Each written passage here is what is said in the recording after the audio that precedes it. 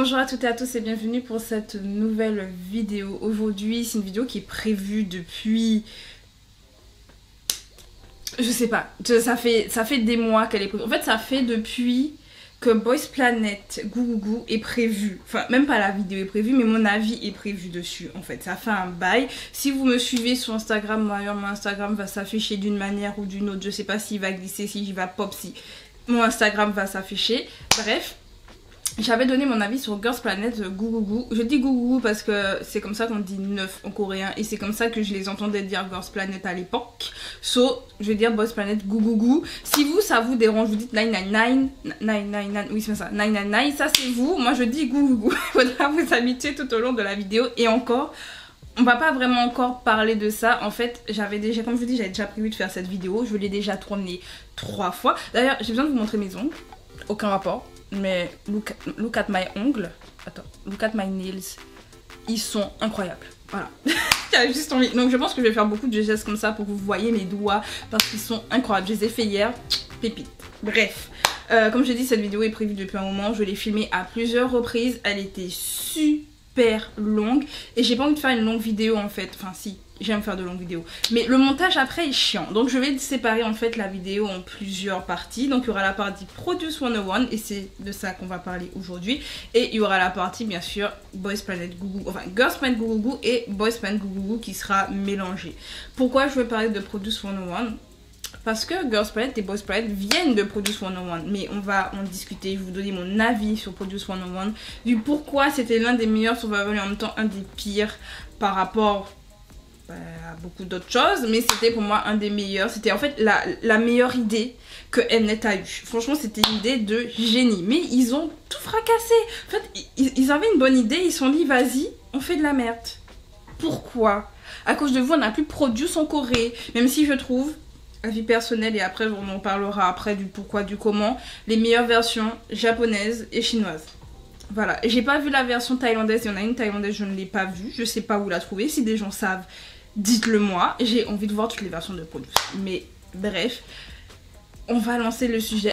On passe au disclaimer, tout ce que je vais dire est bien sûr lié à mes connaissances, au fait que j'ai regardé les Produce, au fait que j'ai lu beaucoup de choses, que je me suis un petit peu informée un peu sur tout ce qui s'est passé aux alentours et de ce que j'ai pu entendre un peu par-ci par-là. Donc tout ce qui sera dit dans cette vidéo, ce sera en fait mon avis, entièrement mon avis, qui est lié à d'autres choses que j'ai vues. Donc si vous n'êtes pas d'accord avec moi, vous avez le droit. Vous avez le droit de pas être d'accord. Bien entendu, si vous voulez donner votre propre avis de manière très polie, très correcte, très respectueuse dans les commentaires, il n'y a pas de souci.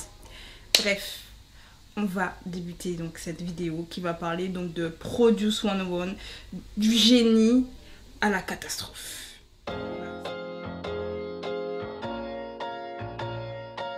Donc pour ceux et celles qui ne savent pas ce qu'est qu'un survival, parce qu'on va partir du fait que peut-être que vous savez ou que vous ne savez pas ce qu'est un survival, parce que toutes les émissions que je vais énumérer sont des survival shows. Donc les survival shows, en fait, comme le terme l'indique, c'est pour survie. Ce sont des émissions de survie, mais musicales. En tout cas, de ceux dont on parle dans la K-pop très souvent. On va parler de survival show dans la survie musicale. C'est-à-dire que très souvent, vous pourrez retrouver d'ailleurs plein d'agences qui ont fait leur propre survival show, que ce soit YG, que ce soit JYP, que ce soit MLD, DSP, enfin bref, même Starship. Bref, il y a beaucoup d'agences qui ont créé leur propre survival show où le principe en fait c'est d'avoir plusieurs trainees dans l'agence et de vouloir les faire débuter. Donc c'est des trainees dont on voit les compétences, donc on sait qu'ils pourront faire de très bonnes idoles, mais on va décider de faire le choix mais en vidéo, c'est-à-dire qu'on va tout filmer, tout le processus qu'on peut ne pas voir par exemple dans les agences, donc le fait déjà de passer les auditions, ensuite les espèces de mini-tâches où il faudra qu'ils dansent, qu'ils chantent, en fait cette espèce de compétition qu'on ne voit pas nous en tant que fan, voilà, on va utiliser le terme fan, en tant que fan nous on ne le voit pas, on voit qu'un groupe fini qui arrive sur scène.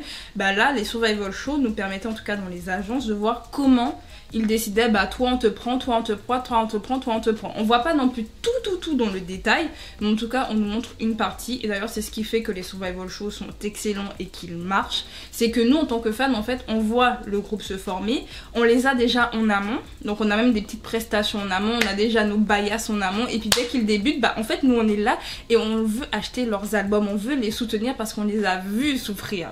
On est là, toi, j'ai pleuré pour toi, je vais acheter pour toi. En fait, il y a ce côté où on va tout de suite être pris dans l'émotion par rapport au groupe et on va tout de suite les aimer, comparé à un groupe dont on n'a pas vu la formation et dont en fait on apprend à connaître sur le tas. Alors il y en a plein qui n'ont pas eu besoin de survival show pour réussir, il n'y a pas de souci, mais soyons honnêtes, les survival shows ont eu un énorme impact sur la popularité des groupes. Regardez, je sais pas, Monsta X, bon peut-être tout le monde n'a pas vu la télé de Monsta X, No Mercy. No Mercy qui était une pépite, j'avais commencé à stan Monsta X à cette époque. Bref, mais en tout cas voilà, le survival show c'est ça, et ça a cet avantage là en fait où ils ont déjà des fans quand ils débutent, et pour moi ce sont une idée de génie. Et bah Mnet il a produit de nombreux survival shows, d'ailleurs il avait produit With Next, donc l'émission qui a permis de découvrir Winner et plus tard Icon. Ils l'ont produite et ils se sont dit bah vas-y, nous on va créer notre propre survival show, sauf qu'ils n'ont pas d'agence, il faut bien trouver des trainees quelque part. Et l'idée de génie, l'idée du siècle, en fait il y a eu plusieurs idées qui ont fait que cette émission est incroyable, ou en tout cas que l'idée de l'émission est incroyable. Ils se sont dit, généralement dans les survival shows, on va avoir genre grand max 20 candidats. Vraiment, grand max, on va en avoir 20. Là, il s'est dit non. On va en avoir une centaine. Le fait d'avoir une centaine de candidats, on se rend pas compte, mais ça permet d'avoir un énorme choix au niveau compétence, au niveau qualité d'un groupe. On peut avoir tout, que ce soit au niveau du visuel, au niveau du chant, au niveau du rap, au niveau de la danse.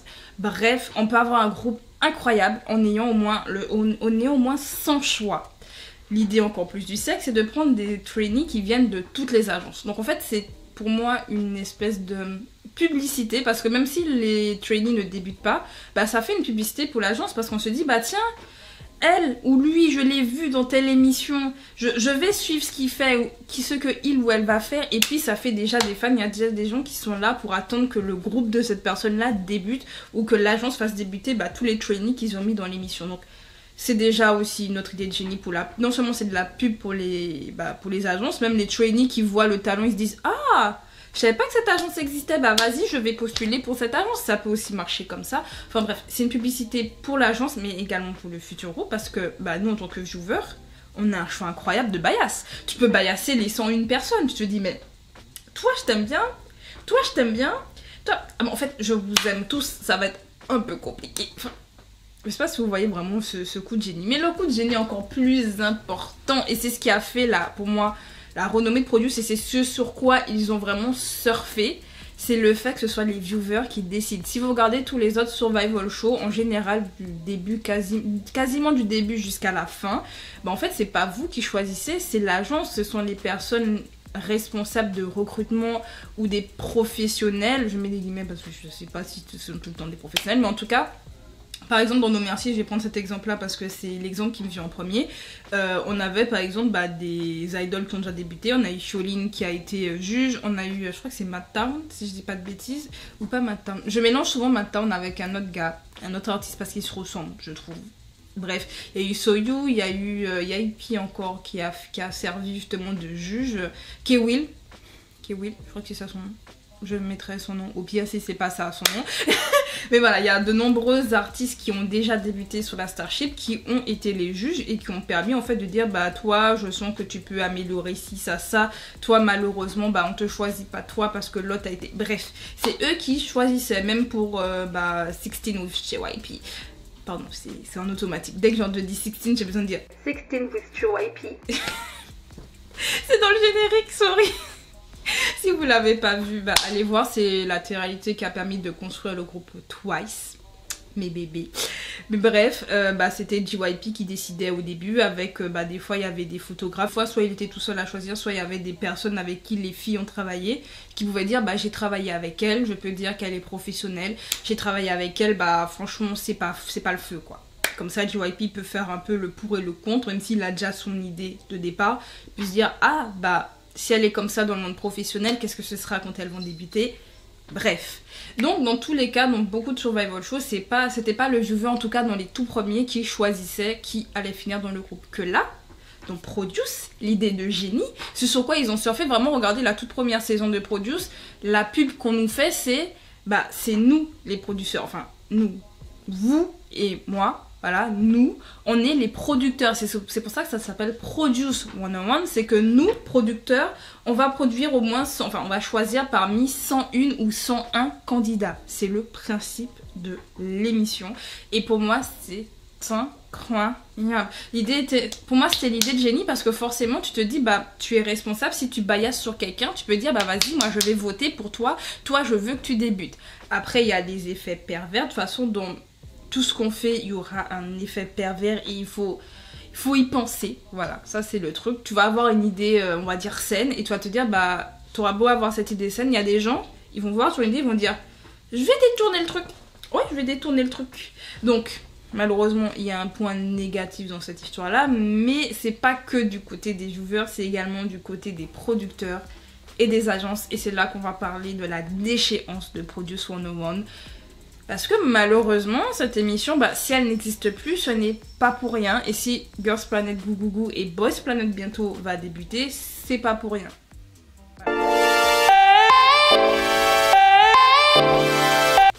Voilà. Qu'est-ce qui s'est passé? Alors déjà, premièrement, chose qui gênait beaucoup de fans, en tout cas pas tous les fans, mais il y a certains viewers, il y a des choses qui ne leur plaisaient pas, comme le fait que souvent, bah, parmi les personnes qui étaient haut placées dans le classement, bah, c'était des personnes avec un très beau visuel, mais qui n'ont pas forcément... Je vais pas dire qu'ils n'ont pas de talent, parce que pour moi, toutes les trainees qui sont là ont un minimum de talent. Pour arriver là, c'est que tu sais à peu près faire quelque chose de correct. Parce qu'il y a quand même en amont des auditions. Voilà, déjà en amont pour aller dans Produce. Donc les 101 personnes que l'on voit ont déjà été recrutées en amont. Donc c'est que si ils ou elles sont là, c'est qu'il y a un minimum de talent quelque part. Mais c'est vrai que souvent, bah, y a d'excellents chanteurs ou chanteuses, d'excellents danseurs ou danseuses, d'excellents rappeurs ou rappeuses qui sont souvent mis un peu de côté parce qu'il y en a qui ont de très beaux visuels. Et ça, c'est un truc que souvent les gens reprochaient, c'est que quand on regarde les groupes, très souvent, ceux qui débutaient ou qui étaient très haut dans le classement, bah, c'était juste des gens beaux. Enfin, en tout cas, qui étaient mis en avant parce qu'ils étaient beaux et non parce qu'ils avaient du talent. Ça veut pas dire qu'ils n'ont pas de talent, loin de là. Bon, il y en avait qui étaient vraiment débutants de chez débutants ou débutantes de chez débutantes parce qu'il y a eu les versions masculines et féminines. Mais ça peut dire que oui, donc les trainees pourraient, que ce soit féminine comme masculine, pouvaient très bien être très beaux, mais c'est pas ça qu'on va mettre en avant. La personne à qui je pense là, parce que bah, elle est en pleine dans cette polémique, toujours actuellement, et elle a débuté dans un nouveau groupe depuis, c'est Wonyoung des IVE, qui était également donc dans le groupe final de Produce 48, qui est la 3e saison de Produce 101. Hein. Elle a débuté dans le groupe IZ*ONE justement par rapport à ça, et elle est connue pour être jolie. En fait, on met pas en avant ses compétences, on met en avant son visuel. À qui je peux encore penser là, qu'on a mis en avant. Mais il y en a beaucoup dans IZ*ONE, genre Minju et Yeon, qui étaient très jolies et qui ont été énormément mis en avant parce qu'elles étaient très jolies. Et elles étaient débutantes, en fait, tout Yeon, elle est de base actrice, d'ailleurs elle est actrice aujourd'hui, et bah, on mettait en avant le fait qu'elle était très jolie. Après, elle a énormément progressé, on pourra jamais rien dire sur ça, elle a beaucoup progressé, mais on mettait en avant les beaux petits minois. On mettait pas forcément en avant les gens qui avaient du talent. Et ça, c'est surtout dans les saisons qui ont suivi la toute première. Et c'est là que je vais rentrer dans la plus grosse polémique, ce qui a fait que Produce n'est plus là. Parce que ça, c'est une des choses qui peut déplaire, mais bon, en soi... Bon, écoutez... C'est pas ça qui a fait que Produce, on n'en parle plus aujourd'hui. C'est pas ça du tout. Le fait que oui, on prend que les beaux, les talentueux, on les met de côté, non. Malgré ça, l'émission continuait et malgré ça, les gens regardaient. C'est pas ça le problème. Le problème de fond, le vrai problème qui a amené Produce à sa fin, mais vraiment, et c'est même pas en plus après, il y a eu d'autres dramas aux alentours, hein. Il y a eu des dramas où justement il y avait des problèmes, on poussait certaines idoles à quasiment pas manger, il y avait un stress permanent, il y avait peut-être même du harcèlement, enfin bref, je vais même pas parler de ça. Je vais même pas parler de ça, je vais parler de la tricherie, parce que oui, si vous connaissez Produce 101, vous savez qu'il y a eu de la tricherie. Voilà, je le dis, on le sait toutes, on le sait tous. Il y a eu de la tricherie dans Produce 101. En fait, les producteurs se sont arrangés avec les agences pour décider de qui allait débuter. C'était pas le cas dans la toute première saison parce que c'était la toute première. Il y a pas, enfin, les agences ne voyaient peut-être pas forcément le gain de l'émission. Même la production, enfin, il n'y avait rien à faire dans la... Je crois que vraiment la seule saison qui a évité les dramas, je crois que c'est la toute première. Je crois que là, c'est vraiment les fans qui ont choisi, je crois, si je dis pas de bêtises, parce que j'avais lu justement l'article qui disait à partir de quelle saison, justement, il y a eu les cas de tricherie. Et je crois que ça a commencé à partir de Idol School, parce que Produce 101 a tellement marché qu'ils se sont dit, vas-y, on va faire... Ils ne pouvaient pas faire une autre version avec des filles, donc ils se sont dit, on va créer une autre émission, comme Produce, mais c'est pas Produce, ils ont fait Idol School qui avait débuté avec un haut de spectateurs incroyable, vraiment, hein, vous pouvez aller regarder, j'avais fait mes recherches quand j'ai voulu faire la vidéo il y a 1 ou 2 mois. Quand on regarde le pourcentage justement de spectateurs qui ont regardé le premier épisode de Idol School, c'est incroyable, ça a dépassé Produce 101, en tout cas la première saison. Et c'était déjà un taux, mais vraiment, on sent que les gens étaient intéressés parce que Produce avait marché. Voilà, ils se sont dit, ah c'est un peu comme Produce et tout. Voilà, mais la tricherie a commencé dans Idol School et dans Produce 101 saison 2. Voilà, juste pour pouvoir montrer mes beaux ongles. Oui, encore. Mais voilà, ça a débuté à partir de là et toutes les saisons qui ont suivi, donc jusqu'à la saison X101, qui est la saison 4, bah c'est jusque là qu'il y a eu la tricherie et c'est à partir de la saison 4 en fait que l'affaire est vraiment... En fait ça a vraiment pété parce qu'en fait depuis la saison 3, parce que dans la saison 2 les spectateurs commençaient déjà à se douter de trucs parce que il y a des personnes qui étaient hyper hautes dans le classement qui n'ont pas débuté et les gens trouvaient ça super suspect, ils se sont dit mais t'as toujours été haut dans le classement, d'un coup tu te dégringoles ou au cours de l'émission il te dégringole d'un coup. On sait pas pourquoi, c'était vraiment très bizarre. Je vais donner un exemple, l'homme de ma vie, Beko, mon amoureux, l'ancien membre de New East, l'homme de ma vie. Il est beau, il est talentueux, sa voix. Je me suis vraiment intéressée à New East grâce à Produce 101, je vais pas mentir, hein, je les connaissais de nom, mais c'est vrai qu'étant donné que je suis plus une GG Stan, c'est le nom de ma chaîne, hein, c'est parce que je préfère les groupes féminins, je m'étais pas intéressée à New East, j'étais vraiment dans le background, je les entendais un peu, j'étais en mode ouais bon. Mais Beko était là, enfin tous les membres de New East étaient là quasiment, ils étaient là. Donc il a chanté la version de Boys in Love de BTS avec sa douce voix, il est arrivé, il a chanté, parce qu'en plus il a c'était bien en mode I'm a Namja, I'm a homme, I'm a man, il arrive avec sa douce voix et je...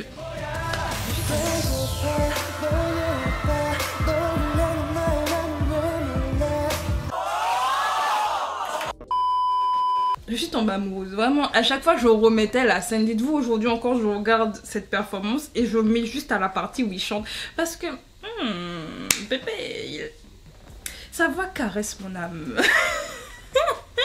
Bref, j'arrête là, mais c'est pour donner un exemple dans Produce 101 saison 2, il faisait partie des plus populaires, il était souvent mis en avant d'ailleurs par l'émission, tout le monde l'aimait, il était haut dans le classement, il n'a pas fini dans le groupe final, mais c'est pas le seul, et en fait dans la saison 2, on remarquait déjà que c'était bizarre, à la saison 3, donc Produce 48, c'est encore plus bizarre, parce que quand vous regardez le nombre de membres coréennes et de membres japonaises, c'est choquant, tout le long de l'émission, les membres japonaises étaient mis en avant, parce que les Coréens, tous les spectateurs les connaissaient déjà parce que les membres japonaises venaient de groupes 48, donc soit AKB, soit HKT, SKE, j'ai jamais dit le nom en français. Je me rends compte, j'ai jamais dit le nom en anglais. J'ai toujours dit SKE 48. Alors qu'AKB, j'ai toujours dit AKB 48, j'ai toujours dit HKT 48. Mais SKE, à leur début, j'ai jamais dit SKI 48. J'ai jamais dit ça. Et pourtant j'étais là à leur début, j'avais même fait des pages Nautiljon à l'époque. Oui, j'avais créé des profils à l'époque et tout, souvent dans 50 et tout. J'étais là, bref. Mais justement, elles étaient beaucoup plus connues, les membres japonaises. Et quand on regarde la line-up finale, on se dit c'est très bizarre. Parce que même au niveau des membres coréennes, il y en a qui étaient populaires, genre K1, elle était populaire, elle était nulle part. Elle a pas fini dans la line-up. On sait pas pourquoi. Bref, mais tout ça pour dire que les fans ont commencé vraiment à... Ça suspectait déjà dans la saison 2, ça a commencé à suspecter encore plus fort dans la saison 3. Et les fans ont continué un peu, ils faisaient un peu leurs recherches, ils calculaient, ils disaient c'est bizarre. Hein. Et la saison 4, c'était la plus flagrante. C'est là que vraiment, ça a tout niqué. Il n'y a plus de Produce parce que les fans intelligents, enquêteurs, ils ont dit vous n'allez pas nous la faire. En fait, ce qui a démarqué, qui a permis en fait qu'il y ait une enquête dessus, c'est que quand les fans ont regardé les résultats finaux justement de la finale de Produce X101, ils ont remarqué que la différence de vote entre chaque candidat était exactement la même. Et je crois que c'était déjà le problème dans la 3e saison, si je dis pas de bêtises, mais dans la 4e saison c'était encore plus flagrant. Quand tu calculais, tu disais mais c'est bizarre, il y a le même écart entre chaque candidat, ce qui n'est absolument pas possible. C'est pas possible d'avoir le même écart. C'est impossible. Niveau probabilité, 0. Mais genre, vraiment, il doit y avoir peut-être 80% de chance. J'ai un chiffre sorti de mes fesses. Mais il doit y avoir très peu de pourcentage de chance que ça arrive. Et pourtant, c'était arrivé. Et donc les fans ont dit, bon, vous nous prenez un peu pour des couillons depuis le début. Là, ça va pas le faire. Je tiens également à rajouter que les fans se sont plaints du fait que ils ont payé forcément lors de la finale parce que les votes étaient payants. Il fallait, comme pour par exemple Secret Story à l'époque, les Miss ou quoi, vous devez envoyer des SMS payants. Et forcément, les fans qui ont aperçu que forcément leur vote n'était pas pris en compte et que l'agence, enfin du moins l'émission avait déjà décidé des gagnants, ils ont tout simplement saisi la justice parce que ils veulent récupérer leur fric, ce qui est tout à fait normal. Et donc il y a eu une enquête qui a été faite et ils ont découvert qu'apparemment les producteurs de Produce ils envoyaient des femmes ou des hommes, je ne sais pas, pour charmer, parce que les agences, argent. Donc il y avait argent et puis il y avait aussi... voilà. Il y a beaucoup de choses qui se faisaient pour en fait décider de qui allait débuter ou non. Donc en fait le score final, et c'est ce qui a été révélé après, parce qu'ils ont donné un peu le nom de chaque membre qui aurait dû débuter, des personnes, des trainees qui ont été lésés par justement la production. Les noms sont sortis. Les fans ont été vraiment scandalisés. Forcément le producteur et tous ceux... Le producteur il a fini en prison, logiquement. Il y a eu une amende et il a fini en tôle. Et tous les producteurs ou toutes les personnes qui ont travaillé sur Produce ont également eu des amendes pour avoir collaboré à ce mensonge, à cette mascarade. Donc à cause de ça, Produce 101 c'est fini parce que de toute façon les fans n'ont plus confiance. Ils n'ont plus confiance en la production. Ils se disent écoutez non. Et puis même moi après un scandale pareil tu ne peux pas revenir. Tu ne peux pas. Mais fort heureusement on a d'autres versions dans d'autres pays. On a eu 2 versions au Japon, donc c'était pas plusieurs années, ça a été 2 ans après, je crois, la première saison, et puis 2 ans après, il y a eu la saison 2, si je dis pas de bêtises, où là, les 2 saisons japonaises, c'est avec des membres, enfin, des candidats masculins. Il y a eu, alors, une saison, pas non officielle d'ailleurs, qui a eu son lot de polémiques, et on en parlera peut-être aussi, Youth With You, qui s'appelait avant Idol Producer aussi. Je crois que c'était Idol Producer, son nom. À la base, et puis c'est passé à Youth With You. Bref, il y a eu donc Youth With You et il y a eu bien sûr la version donc après où c'est devenu Produce Camp, mais à la base c'était Produce 101, la officielle en Chine. Et je pourrais pas, comme j'ai dit, je ne pourrais pas continuer plus longtemps parce que comme j'ai dit ça fait 25 minutes que je parle, donc j'espère qu'au moins la vidéo vous aura plu, que vous aurez compris un peu la déchéance qu'il y a eu en fait de Produce 101. Voilà, qui était un succès phénoménal. Il y a quand même eu 4 saisons, ça a été produit dans toutes les... Enfin, non, pas dans tous les pays, mais dans beaucoup de pays d'Asie. Donc c'est pour vous dire l'impact que Produce 101 a eu. On pourra jamais cracher dessus que c'était un show qui... idée de génie. Mais malheureusement, forcément, il a fallu qu'il y ait de la triche. Il a fallu qu'il y ait des scandales. Et on a plus de Produce. Mais, Mnet a été malin. Et Mnet a produit Girls Planet Goo Goo Goo. Et ça, ce sera donc pour la prochaine vidéo où je vais donner mon avis du pourquoi je ne regarderai pas Boys Planet, ou en tout cas que je ne pense pas regarder Boys Planet. Mais ça, ce sera pour la prochaine vidéo. J'espère que cette vidéo vous aura plu. Si vous ne connaissiez pas Produce, que vous en aviez un peu appris dessus. Que vous ayez envie de regarder d'ailleurs les saisons, parce que même s'il y a eu de la triche, les saisons étaient, en tout cas les 2 premières étaient vraiment excellentes. La dernière était plutôt sympa quand on verra à partir de l'épisode 5. C'était vraiment sympa. La 3e saison, je l'ai pas aimée. Voilà, mais peut-être que je ferai une vidéo vraiment à part sur pourquoi j'ai aimé, pourquoi j'ai pas aimé. Mais voilà, on va s'arrêter là. On se dit à bientôt pour de nouvelles vidéos, donc pour la suite. Et à plus. À plus pour de nouvelles vidéos. À plus dans le bus. Bye bye.